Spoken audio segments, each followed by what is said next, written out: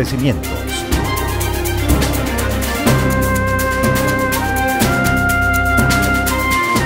Lo profundizamos en una entrevista en vivo. Son las 7:42. Damos la bienvenida a la doctora Carolina Ávila. Ella es especialista en comunicación política.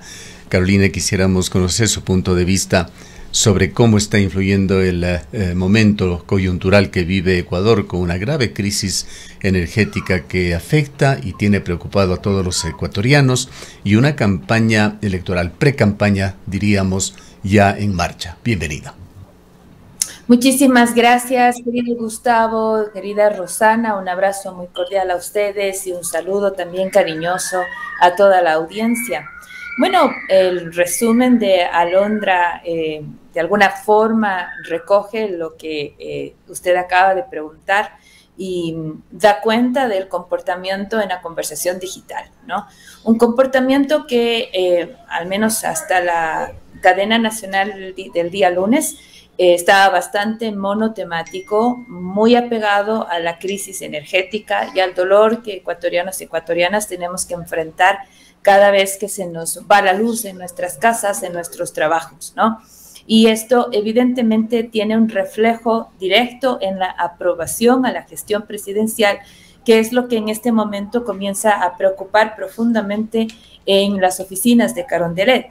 De allí que en mi lectura, al menos la estrategia utilizada del día lunes, a pesar de sacrificar tanto la percepción de credibilidad y como también la idea de desconexión completa con esta situación de la población, valía quizás el costo y el riesgo para poder de alguna manera cambiar, si no completamente la narrativa, al menos ingresar un nuevo tema en la agenda noticiosa, y en este caso las famosas 2.000 hectáreas de plantaciones de cultivos de coca, o hablar sobre la frontera norte y en el contexto del narcotráfico. Cualquier cosa sirve para que los apagones de alguna manera puedan ser hasta cierto punto neutralizados en el mejor de los escenarios. Creo que eso es lo que ha intentado Carondelet y ha tratado de lograrlo, acompañado también de una suerte de corrección de la narrativa con el evento de Imbabura sobre la estrategia de, diremos, de entrega de concesiones. Estos son líneas de largo plazo. Obviamente, cuando habla de cambio de matriz energética, que es un discurso que ya al menos en el Ecuador se ha escuchado ya hace varios años, y que se muestra con estas imágenes, incluso con TikToks, para dar al menos una línea de acción sobre soluciones, aunque no son inmediatas, pero que permiten tener otra conversación que no sea solamente las velas y los apagones. Creo que eso ha sido al menos la tónica durante estos 3 días en la conversación de los medios más fuertes, tradicionales o digitales, pero medios más consolidados, al fin. Otra es la línea, siempre pasa eso, otra es la línea en la conversación digital. Y ahí entra justamente la escucha social que hace Golden, que es el reporte de Alondra, y que refleja este tipo de contrastaciones, ¿no es cierto?, sobre lo que pasó en la conversación digital frente a la cadena. Y ahí la manifestación de la rabia fue evidente, con el famoso no hay luz. Inclusive para ver una cadena, un TikTok, se requiere luz, y el rechazo fue mucho más generalizado a lo que dijo el presidente en esa misma situación, mientras que a su vez se corre la voz de no estar ya en la primera posición. Ese es el riesgo también de quien va primero. El que va primero solamente puede bajar, mientras que los que están en un cómodo segundo, tercer, cuarto lugar tienen la posibilidad de correr con más tranquilidad y ver cómo llegar a febrero. A mí me parece que este resultado sigue todavía sin tener claridad y que en febrero tendremos una papeleta, un escenario en donde las opciones las van a tener quienes menos se equivoquen. Caro, muy buenos días, gracias por estar esta mañana con nosotros. Pues una de los cuestionamientos que se le hacía al gobierno nacional era esta ausencia de pronunciamientos de parte del presidente de la República, que había evitado en estos días salir a la luz hasta la cadena a la que estamos haciendo referencia, los pronunciamientos del día de ayer en Manabí, pero quizás esto se va a complementar con el anuncio que hizo el presidente el día de ayer respecto de lo que va a decir el día de hoy, una planificación ya para 3 semanas, se ha dicho, con lo que tiene que ver a los cortes energéticos, pero sobre todo las acciones, ha dicho Daniel Noboa, que se estarían implementando estas acciones urgentes para que estos apagones se acaben lo antes posible. Antes de esta presencia del presidente, teníamos al ministro González interviniendo, luego la salida del ministro de Energía para encargarle a la ministra Manzano, y más bien han sido sus ministros quienes han estado dando declaraciones. Manzano, la ministra Sonsoles García de la producción, incluso la misma ministra del Trabajo, que ha hecho también algunos pronunciamientos. Pero esta conversación, digamos, va, quizás podría cambiar respecto de lo que se diga el día de hoy. Bueno, el relato pasa porque en este momento estamos viviendo con un personaje que tiene 2 roles, es candidato y es presidente. Y justamente sobre eso me pronuncio en mi columna de los jueves en Diario Mercurio, porque si hubiese sido solamente presidente y decidido no candidatizarse para febrero, yo estoy segura que toda esta muy buen recuento que tú nos haces, querida Rosana, nos hubiésemos ahorrado inclusive desde abril, ¿no? Hubiésemos tenido una directriz más clara sobre la crisis y las acciones para solventar esta crisis en marzo mismo, teniendo en cuenta la información que ya el gobierno tenía sobre la crisis. ¿Qué es lo que sucede ahora? Se mira la crisis, se vive el contexto de crisis, pero como está en modo electoral, las decisiones se toman en función de los pesos electorales también. Por eso, por ejemplo, el presidente, pongo entre comillas, candidato, no da malas noticias. Eso a mí me parece es un error, porque la mejor campaña que puede tener el candidato Noboa debería ser hacer bien su trabajo en función de la crisis, ¿no?, en la que está viviendo. Y no ha logrado, al menos, hacerlo hasta ahora. De ahí la pérdida de votos o de favorabilidad, que yo prefiero llamarlo así. En el Ecuador es muy riesgoso hablar de perder votos tan temprano, ¿verdad? Pero que de alguna forma le está pasando factura en este instante.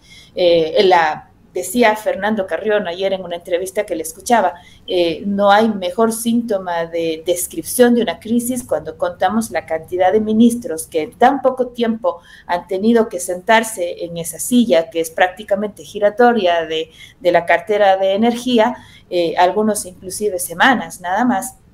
Esto es clarísima la inestabilidad. Cuando los ecuatorianos queremos ver un poco de claridad, de certeza, nos toca acostumbrarnos a nuevos rostros que nos estén contando lo que está pasando. Cambiamos de Arrobo a Luque, de Luque a Goncalves, de Goncalves a Manzano. En promedio, y cada uno, en promedio ninguno de ellos ha durado más de 3 meses. Hay otras críticas con discursos distintos. Así es, hay otras críticas adicionales, Carolina, sobre las cuales me gustaría conocer su punto de vista. La periodista Carol Noroña, quien hace una referencia crítica también a la estrategia comunicacional de esta semana del presidente Noboa, en referencia a esto de las 2.000 hectáreas de coca y ese informe del organismo de Estados Unidos, ILN. Dice algo muy fuerte, que no solo que ha sido impreciso, se refiere evidentemente al presidente de la República, ha sido irresponsable, todo para volver a la misma retórica de guerra.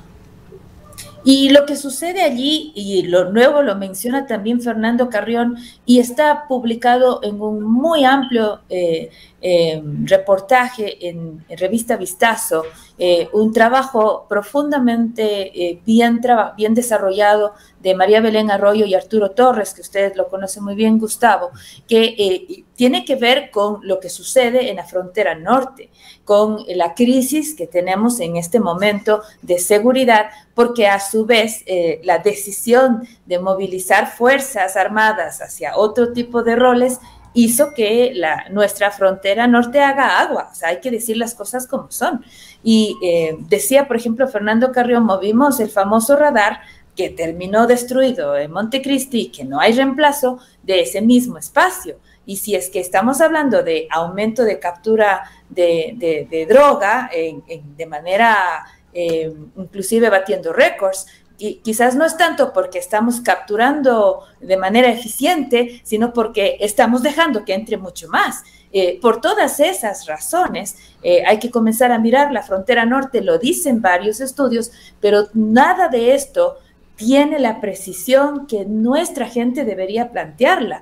Lo dicen los estudios de Revista Vistazo, lo dice la Carol Noroña, denunciando justamente la falta de detalles que advierten estos estudios internacionales, que lamentablemente el gobierno se apresura en mencionarlos y en establecer como hechos. Es cuestión, querido Gustavo, de ver los gestos de la ministra Palencia en sus exposiciones de ayer, cuando hablan no de 2.500, sino solamente de 2.5 hectáreas que han sido intervenidas el viernes anterior y que las demás siguen buscando. Es que no podemos... Es cuestión de poner en comparación 2.000 hectáreas. Estamos hablando de cuántas canchas de fútbol. O sea, no son poco el espacio en términos de geografía que se les puede perder así nomás a Fuerzas Armadas. Lo que dijo el día lunes pasado el presidente realmente fue de un descuido enorme y puso en un grave aprieto inclusive el rol de Fuerzas Armadas en este instante. ¿Cómo será, me pregunto yo, el desangre de aprobación del presidente para tomar una decisión tan desesperada como la que vimos y escuchamos, al menos los que tuvimos un poquito de luz el lunes pasado? Más allá de las redes sociales y opiniones puntuales de varios periodistas, en el otro escenario, el de las encuestas, le preguntamos, Caroline, ¿hay referencias frescas respecto al momento político electoral actual? Bueno, decían por allí que el mejor jefe de campaña de la Revolución Ciudadana es Daniel Noboa. No tanto porque Revolución Ciudadana esté subiendo o acumulando votación, sino porque está esperando en ese segundo lugar con tranquilidad y comodidad. El que está perdiendo aprobación en este minuto simplemente está dejando lugar a esta segunda opción.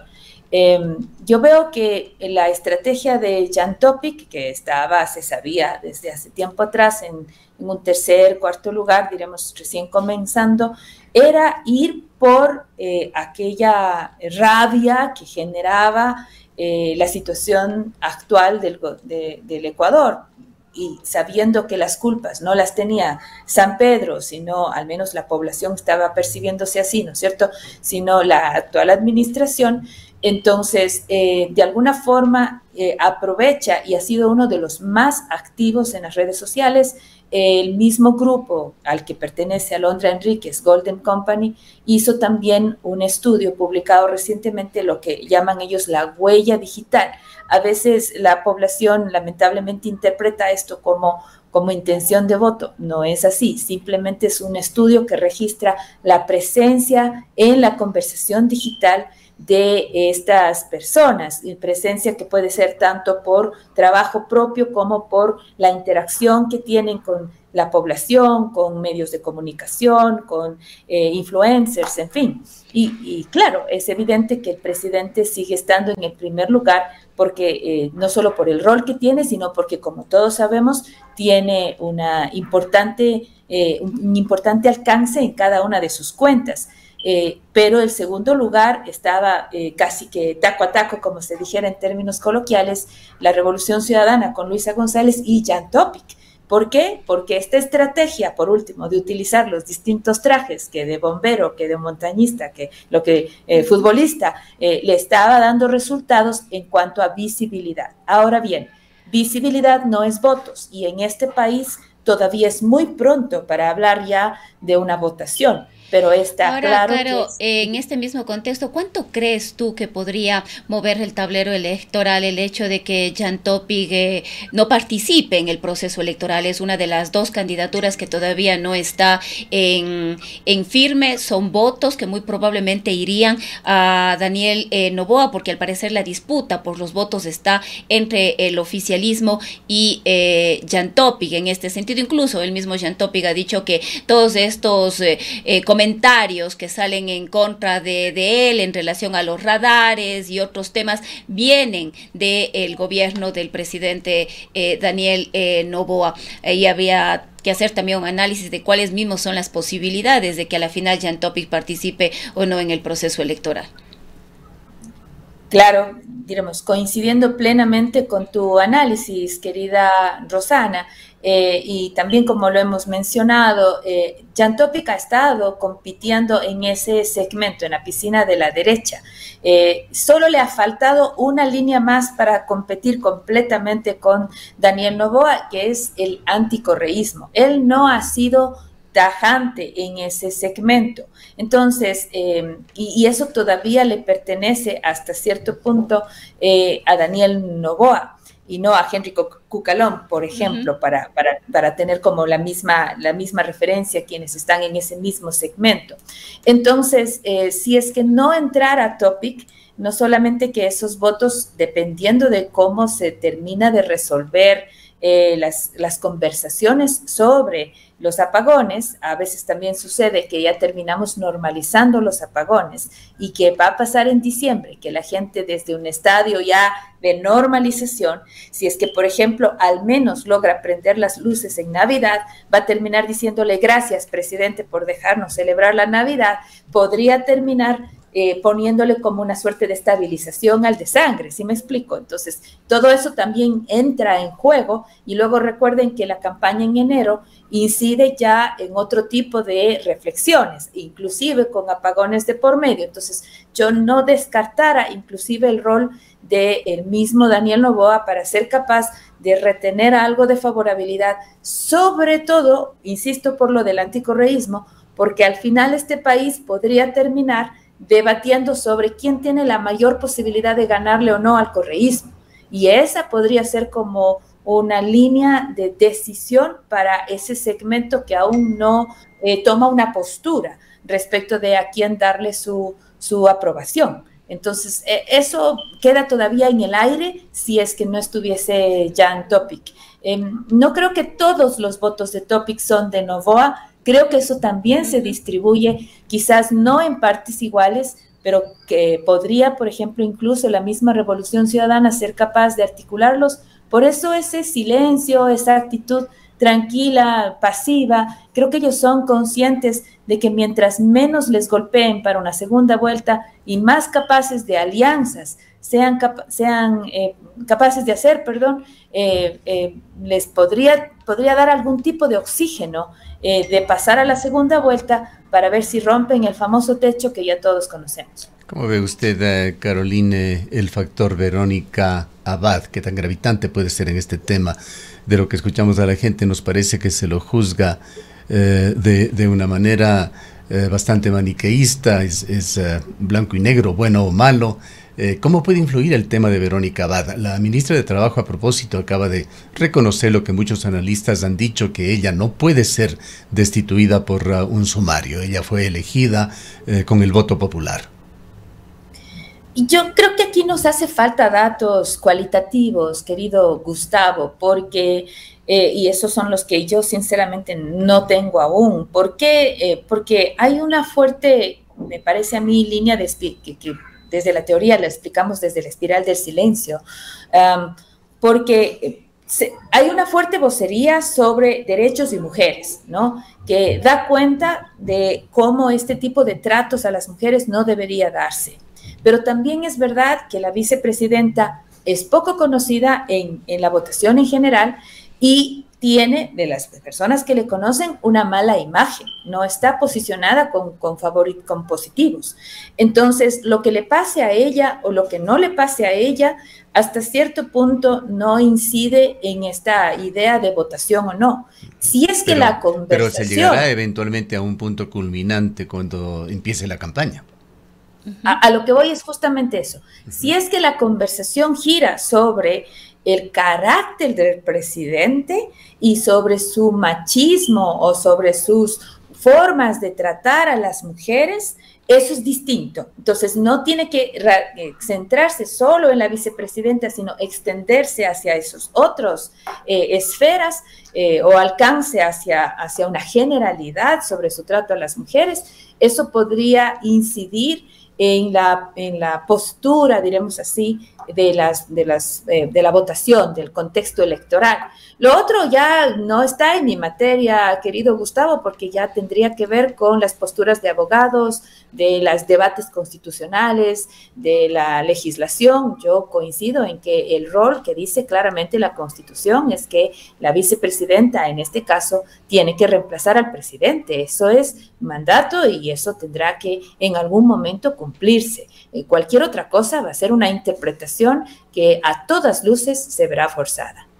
Quizá para finalizar, Caroline, su punto de vista sobre en dónde está en esta etapa de pre-campaña el movimiento indígena ecuatoriano.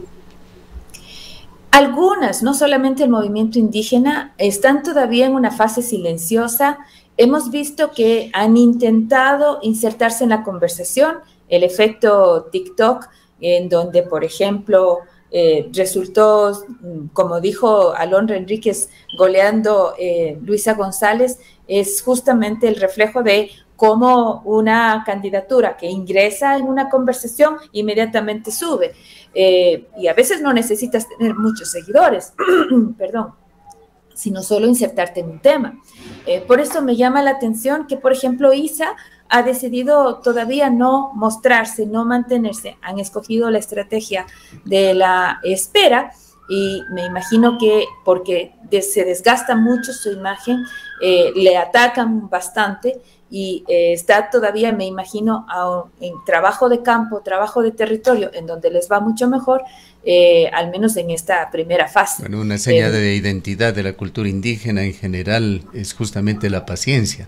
La paciencia y el trabajo en comunidad. El tema va a ser qué sucede después, el momento en que se despierta y se moviliza. Una movilización cuando no hay luz, cuando no hay dinero, es muy duro, inclusive para ellos.